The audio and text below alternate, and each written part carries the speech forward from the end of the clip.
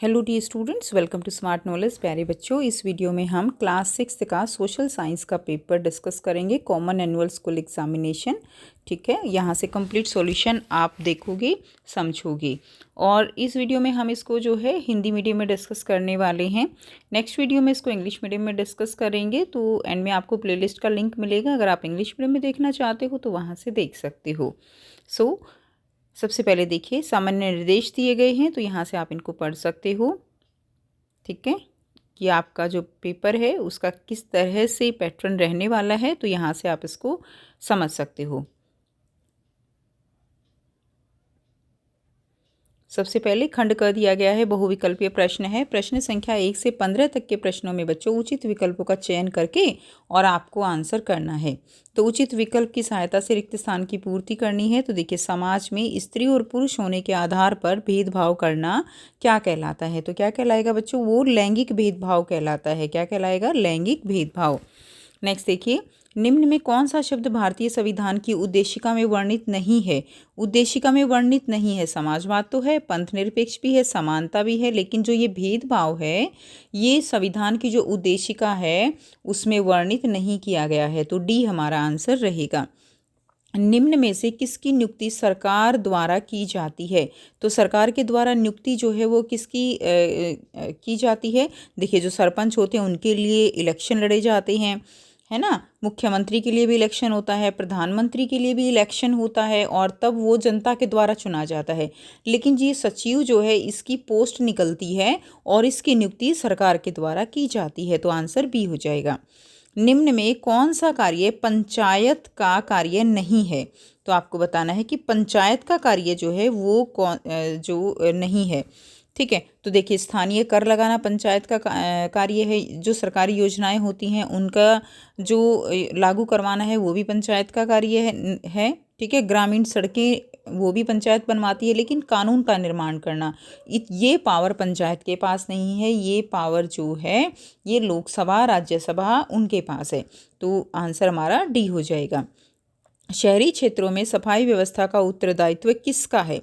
तो शहरी क्षेत्रों में जो सफाई व्यवस्था है उसका उत्तरदायित्व जो है वो ना तो पंचायत का है, ना जिला परिषद का है, ना ही विधायकों का है, वो नगर निगम का होता है। ठीक है, तो आंसर हमारा बी रहेगा। अगला प्रश्न देखिए, सौरमंडल का सबसे छोटा ग्रह कौन सा है? तो सबसे छोटा ग्रह कौन सा है? बुध जो है वो सबसे छोटा ग्रह है। ठीक है, उचित विकल्प की सहायता से रिक्त स्थानों की पूर्ति करनी है। पृथ्वी डैश दिशा में चक्कर लगाती है।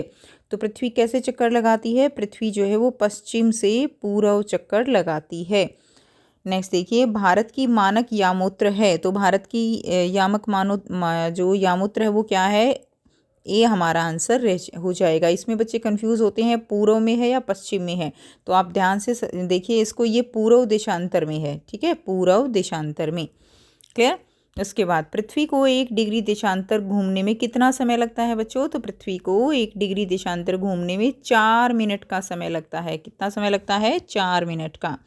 उसके बाद, निम्नलिखित में से कौन सी पर्वत श्रृंखला भारत के उत्तर में अवस्थित है? तो उत्तर में बताना है आपको कौन सी है। उत्तर में हिमालय। उत्तर में कौन सा है? हिमालय। सी हमारा सही उत्तर हो जाएगा। अगला प्रश्न देखिए, निम्न में कौन सी नदी जो है वो अरब सागर में गिरती है? तो कौन सी नदी अरब सागर में गिरती है? नर्मदा नदी अरब सागर में गिरती है। डी हमारा सही उत्तर हो जाएगा। अगला प्रश्न है, निम्नलिखित में से कौन सा महापाषाणिक पुरास्थल है? तो आपको बताना है महापाषाणिक पुरास्थल कौन सा रहेगा। तो आंसर हमारा डी रहेगा। ब्रह्मगिरी जो है वो महापाषाणिक पुरास्थल है। महापाषाणिक पुरास्थल हो जाएगा ब्रह्मगिरी। हड़प्पा के लोग तांबे का आयात संभवतः निम्नलिखित में से किस आधुनिक राज्य में करते थे? तो आंसर रहेगा राजस्थान में करते थे। महात्मा बुद्ध ने अपना उपदेश कहाँ दिया था? बहुत ही आसान सा प्रश्न है। कहाँ दिया था? सबसे पहला अपना उपदेश जो है वो सारनाथ में दिया था। ठीक है, उसके बाद कलिंग युद्ध के उपरांत सम्राट अशोक ने किस धर्म को अपना लिया? तो उन्होंने किस धर्म को अपनाया था? बौद्ध धर्म को उन्होंने अपनाया था। नेक्स्ट देखिए, खंड ख में दिया गया है। यहाँ से आपके अति लघुत्तरीय जो प्रश्न है वो शुरू हो गए 2-2 नंबर के। तो यहाँ से इसके आंसर हम करेंगे। तो देखिए, सेकंड का ए है, नगर निगम के आय के किन्हीं 2 स्रोतों का आपको उल्लेख करना है। तो यहाँ से आंसर करेंगे, दो स्रोत कौन से हो जाएंगे। नगर निगम विभिन्न प्रकार के स्थानीय कर जैसे संपत्ति कर, व्यवसाय कर, जल कर से आय जो है वो क्या करता है, प्राप्त करता है। और सेवाओं के शुल्क उदाहरण क्या रहेंगे, जैसे पार्किंग शुल्क लगाता है, इस तरह से उसकी आय के ये स्रोत हो जाएंगे। नेक्स्ट देखिए, अथवा में दिया गया है निगम पार्षद के किन्हीं दो कार्यों का उल्लेख आपको करना है कि निगम पार्षद जो है वो कौन कौन से कार्य करता है। तो निगम पार्षद के कौन से दो कार्य रहेंगे, स्थानीय विकास योजनाओं का निर्माण करना और निगरानी करना। जो भी स्थानीय विकास योजनाएं होती हैं सरकार के द्वारा चलाई जाती हैं, उन सब का जो योजनाएं हैं उनका निर्माण करवाना और उनकी निगरानी करना, ये उसका कार्य है। और वहाँ पर रहने वाले नागरिकों की जो भी समस्याएं होती हैं उन सबको सुनना, उनका समाधान करना, उनका सॉल्यूशन करना, वो इसके कार्य रहते हैं। अगला प्रश्न देखिए, थर्ड का ए है, किन्हीं दो मानव निर्मित उपग्रहों के नाम आपको लिखने हैं। ठीक है, साथ में ये भी देख लेते हैं, अथवा क्षुद्र ग्रह किन दो ग्रहों की कक्षा के मध्य पाए जाते हैं। तो मानव निर्मित उपग्रह कौन से रहेंगे, आर्यभट्ट है, स्पुतनिक है, इनसेट है। इनमें से कोई भी एक आप लिख सकते, कोई भी दो आप लिख सकते हो, मानव निर्मित उपग्रह ये हो जाएंगे। ठीक है, उसके अलावा नेक्स्ट क्वेश्चन क्या है हमारा कि शुद्ध ग्रह जो है वो कहाँ पाए जाते हैं, वो मंगल और बृहस्पति के बीच में स्थित हैं। ठीक है,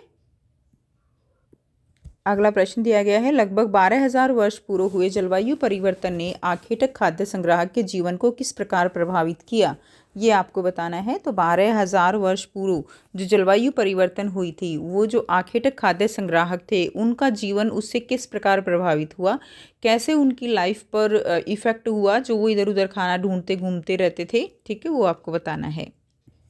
तो इसका आंसर हो जाएगा, देखिए जो जलवायु परिवर्तन हुई उसकी वजह से क्या हुआ कि कई क्षेत्रों में घास वाले मैदान बनने लगे थे, नवीन स्थलों की खोज होने लगी, क्योंकि जलवायु परिवर्तन हुआ तो उनको जैसे होता है ना कि जब चेंजेस आते हैं तो अपने आप को सर्वाइव करने के लिए एक जगह से दूसरी जगह पर चले जाते हैं।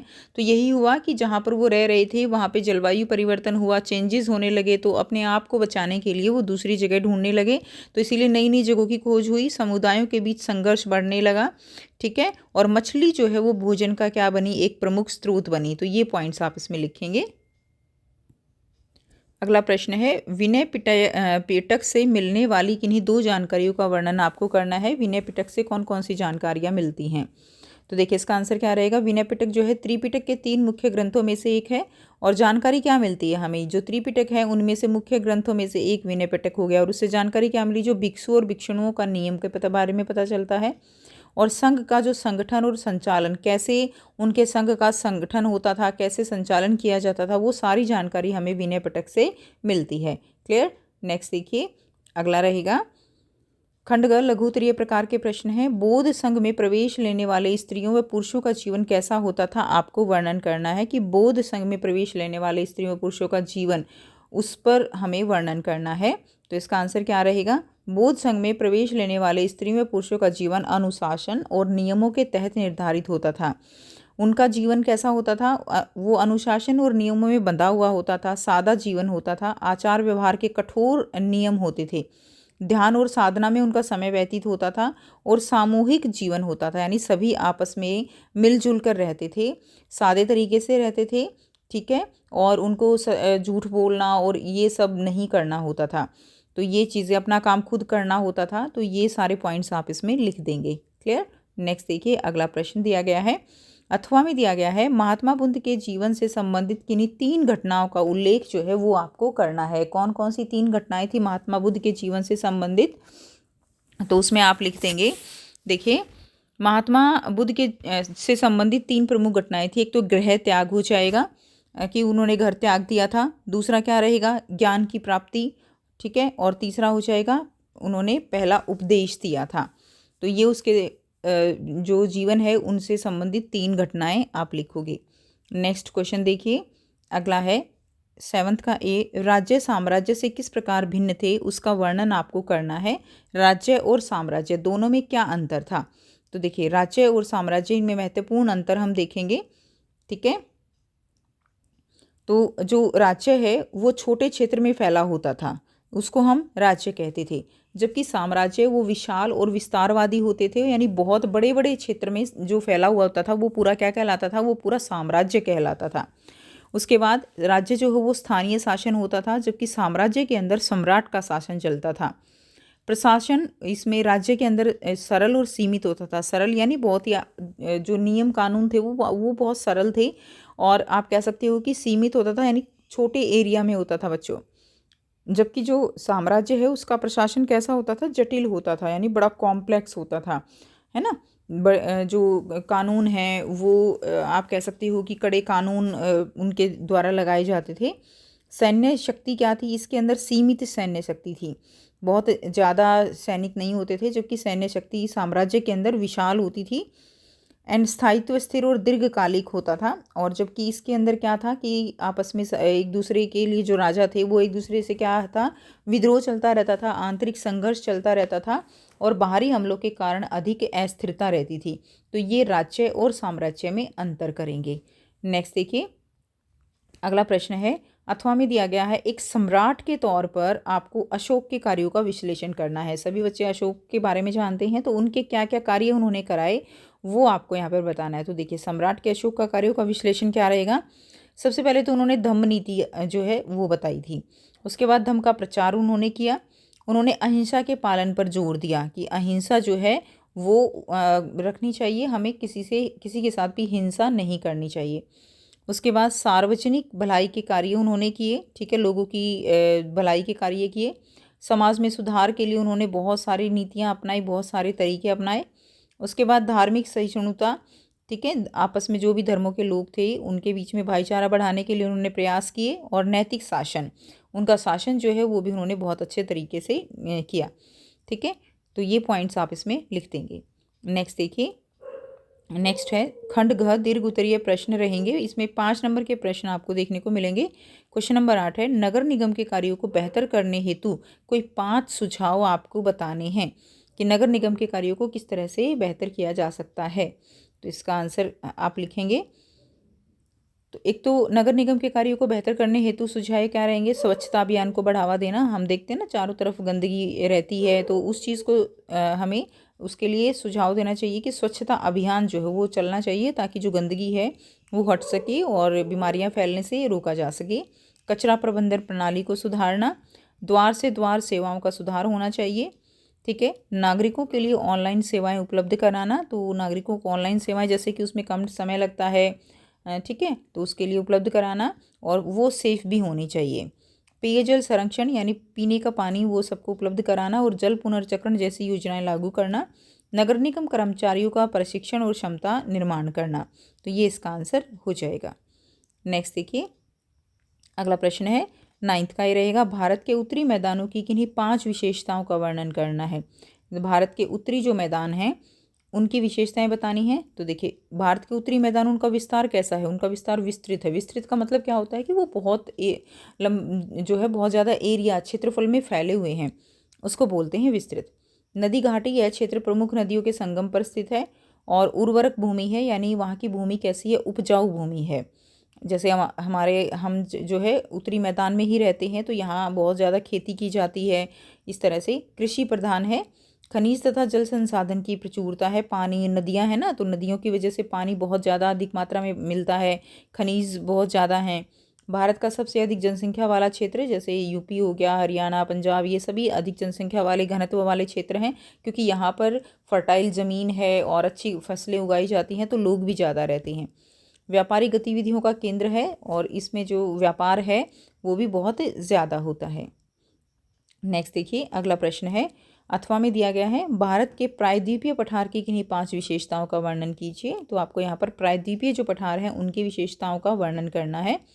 तो प्रायद्वीपीय पठार की विशेषताएं क्या हो जाएंगी, यह पठार समुद्र तल से क्या होता है, ऊंचा होता है ना, और बेसाल्ट चट्टानों से निर्मित होता है। इसे डेक्कन का पठार भी कहा जाता है। इंपॉर्टेंट है आपके लिए कि डेक्कन का पठार किसे कहा जाता है, प्रायद्वीपीय पठारों को। यहाँ पर कौन सी मिट्टी प्रमुख होती है प्रायद्वीपीय पठार में, काली मिट्टी जो है यहाँ पे प्रमुख है। यह क्षेत्र खनिजों जैसे कोयला, बॉक्साइट और लौह अयस्क के लिए प्रसिद्ध है। पश्चिमी घाट और पूर्वी घाट जो है इसके क्या हैं, भाग हैं। यहाँ मुख्य रूप से ज्वार, बाजरा, गन्ना और धान की खेती होती है, ठीक है। तो ये इसका आंसर हो जाएगा। नेक्स्ट देखिए, अगला खंड अड़ा रहेगा, केस आधारित प्रश्न है। दिए गए अनुच्छेद को पढ़कर उसके नीचे दिए गए प्रश्नों के उत्तर आपको लिखने हैं। तो इसमें देखिए, आफरीन, मैं सिर्फ इतना कहना चाहती हूँ कि जब तुम कुछ बनने का सपना देखते हो तो उसे पूरा करने की कोशिश करो। खुशनूर कहती है, अगर यह लगता है कि हमें कुछ बनना है तो उसके लिए पहले खुलकर कहना चाहिए, अपनी इच्छा बतानी चाहिए। अगर यह नहीं किया तो बाद में क्या होगा? पछतावा होगा। सपनों को पूरा करने के लिए क्या आवश्यक है? तो बच्चों आप बताइए, सपनों को पूरा करने के लिए क्या आवश्यक होता है? तो सपनों को पूरा करने के लिए कोशिश आवश्यक है। हमें कोशिश करते रहना चाहिए कि हम अपने सपनों को क्या कर सकें? पूरा कर सकें। ठीक है। अगला प्रश्न है, अपनी इच्छाओं को बताना क्यों आवश्यक है? क्यों हमें अपनी इच्छाएं जो हैं वो बतानी चाहिए? तो पछतावे से बचने के लिए हमें अपनी इच्छाएं बतानी चाहिए। पछतावा किस बात का? कि अगर हम अपनी इच्छाएं बताते नहीं हैं तो वो पूरी कैसे होंगी? तो इसीलिए पछतावे से बचने के लिए हमें इच्छाओं को बताकर उनको पूरा करने की कोशिश भी करनी चाहिए। केवल बताने से काम नहीं चलता, उनके ऊपर काम भी करना चाहिए। अपना लक्ष्य उसको प्राप्त करने की कोशिश जरूर करनी चाहिए। बाकी जो होगा वो देखा जाएगा। ठीक है। चलिए, क्वेश्चन 3 है, आफरीन और खुशनूर की बातों में क्या समानता है? तो दोनों में क्या समानता है? तो दोनों के विचारों में समानता यह है कि अपने सपनों को प्रयास और साहस के साथ जो है क्या करना चाहिए? पूरा करना चाहिए। ठीक है। और दूसरी क्या है? आफरीन सपनों को पूरा करने की कोशिशों पर जोर देती है और खुशनूर का मानना है कि पछतावे से बचने के लिए सपनों को बताना आवश्यक है। तो दोनों में ये चीज़ जो है क्या है? समान है। लेकिन समान कॉमन क्या है? कि अपने सपनों को पूरा करने की कोशिश अलग अलग तरीके से चाहे दोनों कर रही हैं। ठीक है। नेक्स्ट देखिए, अगला प्रश्न है, दिए गए अनुच्छेद को पढ़ना है और नीचे दिए गए प्रश्नों के उत्तर लिखने हैं। तो पृथ्वी पर कुछ भी उछाले तो यह वापस नीचे आ जाता है, ये सभी बच्चे जानते हैं। अगर बॉल उछाल कर वापस पकड़ पाते हो ना, तो पृथ्वी पर हम तैरते नहीं फिरते। हम तैर नहीं सकते ना पृथ्वी पे पानी की तरह। पानी रखते हैं तो गिलास में रहता है या बाल्टी में टिका रहता है, बुलबुले बनकर घूमता नहीं फिरता। तो सभी बच्चे जानते हैं कि कुछ भी उछाले तो नीचे क्यों आता है? गुरुत्वाकर्षण के कारण आता है। और इसी तरह जो पानी, हम ऐसे घूमते तो नहीं है ना। यह कमाल किसका है? पृथ्वी का। और पृथ्वी हर चीज़ को अपनी तरफ खींचती है। तो कैसे खींचती है? गुरुत्वाकर्षण के कारण खींचती है। तो जब हम पृथ्वी पर कुछ ऊपर फेंकते हैं तो क्या होता है? तो बताना है बच्चों आपको कि हम जब ऊपर फेंकते हैं तो क्या होता है? वह वापस नीचे गिरता है। सभी बच्चे जानते हैं ना क्या होता है? नीचे गिरता है। तो पृथ्वी की क्या विशेषताएं हैं? तो आपको 1 नंबर में बताना है। तो किसके कारण चीज़ें नीचे की तरफ गिरती हैं? वो गिरती हैं गुरुत्वाकर्षण के कारण। ठीक है। इसके कारण, गुरुत्वाकर्षण के कारण। नेक्स्ट देखिए, अगला प्रश्न है, क्या अंतरिक्ष में पानी पृथ्वी की तरह बर्तन में रहता है? अपने उत्तर के पक्ष में तर्क दीजिए। तो बिल्कुल नहीं रहता, क्योंकि अंतरिक्ष में जो है वो वहाँ पर इस तरह से ग्रेविटी नहीं है, गुरुत्वाकर्षण नहीं है। तो क्या हो जाएगा? नहीं, क्योंकि अंतरिक्ष में पानी बूंदों के रूप में तैरता है। और क्यों? क्योंकि वहाँ पर गुरुत्वाकर्षण बल नहीं है। पृथ्वी पर गुरुत्वाकर्षण बल है, जबकि अंतरिक्ष में गुरुत्वाकर्षण बल नहीं है। इसलिए जो पानी है वो ऐसे नहीं रहता। ठीक हो गया। नेक्स्ट देखिए, अगला प्रश्न देखेंगे। दिए गए अनुच्छेद को आपको क्या करना है? पढ़ना है और प्रश्नों के उत्तर देने हैं। तो यहाँ से आप इसको पढ़ेंगे। आफरीन, हाँ हम लड़कियाँ हैं, हमें मना किया जाता है। मेरी दादी बहुत गुस्सा करती है, लेकिन हम तीनों बहनें फिर भी यहाँ खेलने आती हैं। दादी आज भी हमें डांटती है, हमारा कोच सर को भी। दादी का कहना है कि खेलने के लिए ठीक सामान चाहिए, ताकत के लिए दूध पीना पड़ेगा, इतने पैसे कहाँ से आएंगे, है ना। सबकी कॉमन, लड़कियां अगर खेलने जाती हैं तो ये कॉमन सी चीज़ें रहती हैं ना। आजकल तो फिर भी कम हो गया है, लेकिन ये पहले की बात की जा रही है। मगर डैडी हमारे मन की बात को समझते हैं, वे हमें खेल के पैतरे भी सिखाते हैं। मेरे डैडी भी अपने बचपन में इसी ग्राउंड में खेला करते थे। उनके पास ना खेलने के लिए जूते थे, ना खास कपड़े। वे प्लास्टिक की बॉल से प्रैक्टिस करते थे। डैडी बताते हैं कि जब बच्चू खान ने उन्हें देखा तो सोचा, यह लड़का कितना अच्छा खेलता है, इसे ठीक से सीखना चाहिए। उन्होंने मेरे डैडी को खेल के कपड़े और जूते दिए। मेरे डैडी बहुत अच्छे खिलाड़ी बन सकते थे, पर घर की जिम्मेदारी के कारण उन्हें यह सब छोड़कर काम पर जाना पड़ा। इसलिए वे चाहते हैं कि हम बच्चे खेलें, अच्छे खिलाड़ी बने। तो 12.1 हो जाएगा। देखिए, क्या आफरीन की दादी उनके खेल के समर्थक थी? तो आपको बताना है कि क्या वो खेल के समर्थक थी। तो क्या आंसर रहेगा? नहीं, वो खेल की समर्थक नहीं थी। ठीक है। नेक्स्ट देखिए, अगला प्रश्न है, आफरीन के पिता उसकी किस प्रकार सहायता करते थे? तो उन्हें खेल के पैतरे सिखाकर उनकी सहायता करते थे। तो आपका आंसर क्या हो जाएगा? खेल के पैंतरे सिखाकर। ठीक है, ये हो जाएगा। उनको क्या सिखाते थे? खेल के पैंतरे सिखाते थे। नेक्स्ट क्वेश्चन देखेंगे। बच्चू खान ने आफरीन के पिता की सहायता किस प्रकार की? तो बच्चू खान ने सहायता किस प्रकार की? उनको खेल के कपड़े और जूते देकर और खेल के पैंतरे सिखाकर। इस तरह से उन्होंने उसके पिता की क्या की थी बच्चे? सहायता की थी, है ना। नेक्स्ट देखिए, अगला प्रश्न है, दिए गए अनुच्छेद को पढ़कर उसके नीचे दिए गए प्रश्नों के उत्तर दीजिए। पाटलिपुत्र आधुनिक पटना, यह एक विशाल और खूबसूरत नगर है। यह एक विशाल प्राचीर से घिरा है जिसमें बुर्ज कितने हैं? 540 और 64 क्या है? द्वार हैं। 2 और 3 मंजिल वाले घर लकड़ी और कच्ची ईंटों से बने हैं। राजा का महल भी काठ से है जिसे पत्थर की नक्काशी से अलंकृत किया गया है। ठीक है, राजा का महल जो है उसको किससे अलंकृत किया गया है? पत्थर की नक्काशी से। यह चारों तरफ से उद्यान और चिड़ियों के लिए बने बसेरों से घिरा है। तो शहर में कितने बुर्ज और द्वार हैं बेटा? तो 540 बुर्ज और 64 द्वार है ना। अनुच्छेद के अनुसार शहर के चारों ओर क्या है? तो चारों ओर उद्यान और चिड़ियों से बने बसेरे हैं। तो यहाँ से आंसर कर लेंगे। देखिए, 570 बुर्ज और 64 द्वार और उसके चारों ओर क्या है? एक विशाल प्राचीर और दीवार। ये लिख देंगे, एक विशाल प्राचीर और दीवार है। ठीक है, अगला प्रश्न क्या है वो देख लेते हैं। शहर की दीवारों और उसके निर्माण में किस प्रकार की रणनीति और सामग्री का प्रयोग जो है उपयोग किया गया है, ये बताना है आपको। तो निर्माण की तकनीक और वास्तुकला का प्रयोग किया गया है, यानी जो बनाने की उसको वो तकनीक है वो बहुत ही एडवांस तरीके से बनाए गए हैं उस समय के अनुसार और वास्तुकला का प्रयोग किया गया है।